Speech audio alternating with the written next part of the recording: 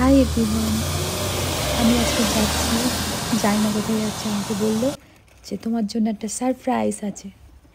আর আমরা যাচ্ছি সেখানে বাসে করে যেতে হয়। এই যে আমাদের বাস চলে এসেছি, আর ওপরটা একদম চাল নেই, ওপরে বসার সিট আছে কিন্তু চাল নেই। কি সুন্দর না?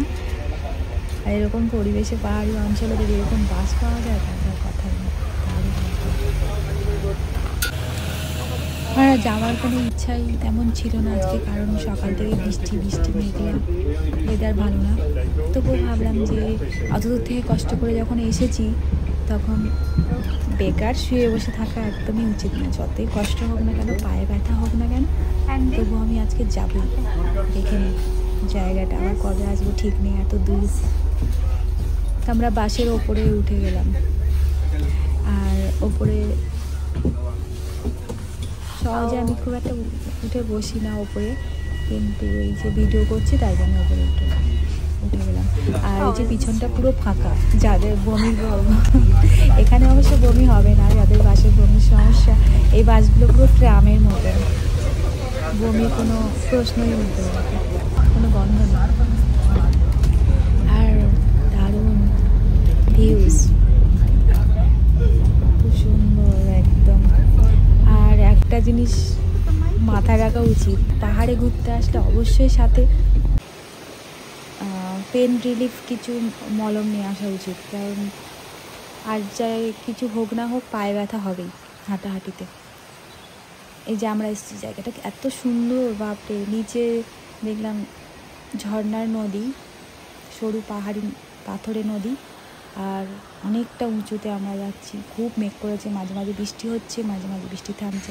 আর এখানকার বৃষ্টি ঝমঝম করে বৃষ্টি হয় না, ঝিরঝির করে বৃষ্টি হয়। আর ওই পাথর স্লিপ রাস্তা, পাথরের রাস্তা, আর নিচে পা দিকটা পুরো খারাপ। আর ওই বাড়িটা কি সুন্দর জায়গায় না? সকালবেলা ওরা ঘুম থেকে উঠে জানলার পর্দা যখন খুলবে তখনই ওরা জঙ্গল আর ঝর্ণার সুন্দর পাখির কিচিমিচি আর ঝর্ণার সাউন্ড করে। তবু এখানে একটা জিনিস ভালো, যে রাস্তার কাছাকাছি, রাস্তার পাশে সব জায়গায় একটা করে চেয়ার পাতা আছে, হেলান দেওয়ার বেঞ্চ, যেখানে কেউ যদি কষ্ট হয় যাতায়াত করতে তো বসতে পারবে কিছুক্ষণের জন্য। কারণ আমি তো হাঁপিয়ে যাচ্ছিলাম, পাহাড়ি রাস্তায় ওঠা নামা করাটা খুব কষ্টকর, যেহেতু আমি বাঙালি। কারণ আমি হাঁটতে ভালোবাসি না, রিল্যাক্স করতে বেশি ভালোবাসি। বাঙালিরা খেয়ে দিয়ে ঘুমাতে।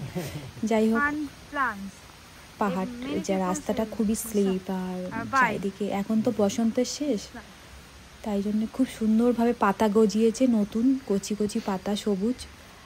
আর যতই শরীরটা খারাপ থাক আজকে, তবু আমি এসেছি, আমি প্রকৃতি প্রেমী। এত ভালো লাগে আমার গাছপালা আর এই ঝর্ণা, ওরে বাবা। আর খুব সুন্দর, খুব সুন্দর ঝর্ণার আওয়াজ পাচ্ছি, খুব কাছাকাছি এসে গেছি মনে হচ্ছে। ঝর্ণার আওয়াজই তো হচ্ছে। আমাকে বললো যে একটা সারপ্রাইজ আছে, দেখি এখানে যে দারুণ। খাতটার দিকে আমি ভিডিও করছি, আমারই বুকের মধ্যে ধরপড় করছে, যদি পড়ে যাই পা স্লিপ করে, তো একদম এখানেই শেষ, আর বাড়ি যেতে পারবো না। খুব সুন্দর জায়গাটা। আর ওই বাড়িটা আমার এত ভালো লেগেছে, এত সুন্দর জায়গায়, জঙ্গলের মাঝখানে বাড়িটা, মানে ওদের যে কি শান্তি, এটাই আমি বুঝতে পারছি। নিচে পাহাড়ের পাথরের ধাপ আছে, নিচে নেবে যাওয়া, কিন্তু আমি কয়েক ধাপ নেবে ভাবলাম যে এখানে না নামাই ভালো, খুব স্লিপ, আর অনেকটা নামতে হবে, আমার নামতে নামতে দম বেরিয়ে যাবে। আবার আমি ব্যাক করলাম ওপরের রাস্তাটায়। খুব সুন্দর পরিবেশ একদম। আবার এখানে একটা চেয়ার বেঞ্চ পাতা আছে, তার সাথে খাবার টেবিলের মতো এরকম আছে, অনেক বছরের পুরনো মনে হচ্ছে, শ্যাতলা পড়ে গেছে, মশ জন্মে গেছে। চারিদিকে পুরো পাখির কিচিমিচি, আর এখানে ফুল গাছে ভর্তি, যে রজনীগন্ধার মতো ফুল গাছগুলো দেখা যাচ্ছে, এগুলো হচ্ছে ড্যাফোডিলস গাছ। ফুল বেরোবে, এখনো বেরোয়নি। পাথুরে রাস্তা, নিচে খাদ, আর ওপর দিকে উঠতে হচ্ছে। তার মানে কি বলবো, আর দম তো থাকছেই না। আমার তো খুব কষ্ট হচ্ছিল উঠতে ওপরে।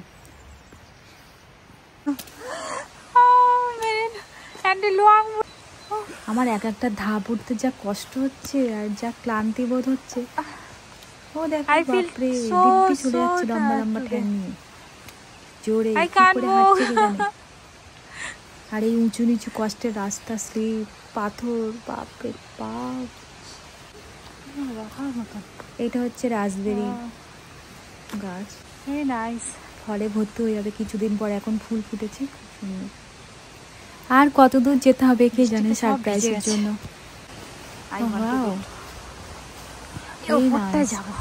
আমি ওপরটা উঠে গেলাম, আর ও খুব কাছেই সাউন্ড বার হয়েছে ঝর্ণার।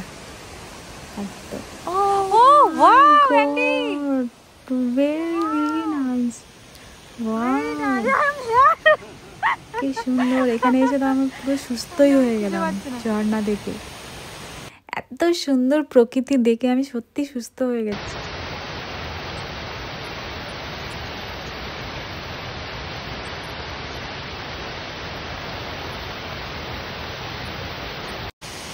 Amazing, very nice, beautiful.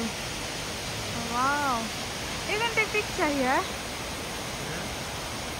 Very সুস্থ হয়ে গেছে তো দেখে। I'm feeling better now.